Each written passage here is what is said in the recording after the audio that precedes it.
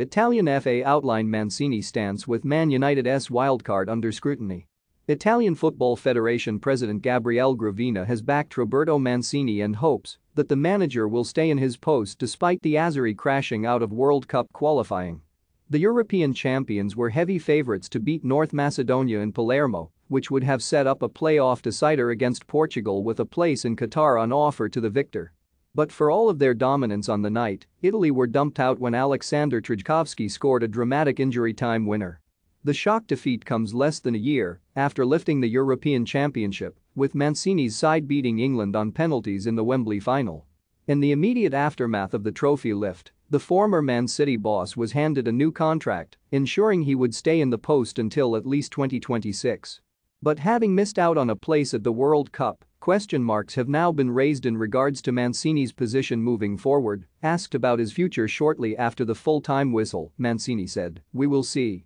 Now I feel too disappointed to speak about my future, we will see. I'm sure this team has a great future. I'm supporting these players now more than ever." Italy's exit has also heightened the possibility of Manchester United launching an approach for Mancini, who pipped Sir Alex Ferguson to the title back in 2012.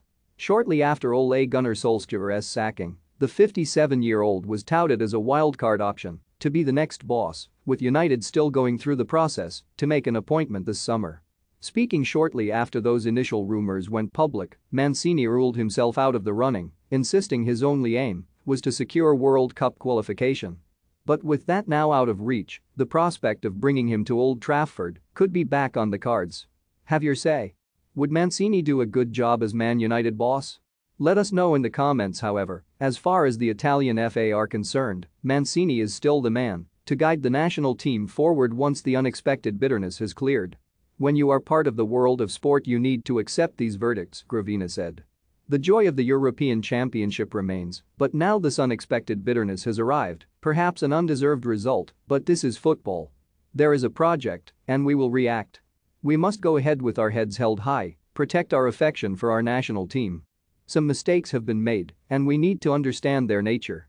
I hope Mancini will immediately dispose of the bitterness we all have and continue, because he has a commitment with us." Instead of pointing the blame at the man in the dugout, Gravina has pointed at structural changes needed within the Italian game, having now missed out on the last two World Cups. "This result tells us that there is something to be done in our football, beyond reforms or formats," he added. "We begin to wonder if our youngsters should play more in our leagues. In the Primavera Italian youth competition, only 30% of Italian players are used. I'm saddened that the players only saw each other for a day to prepare for this game, but I don't want to enter a controversy.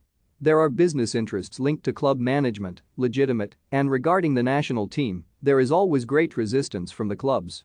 The national team is seen more as a nuisance than as a moment of union for an entire country.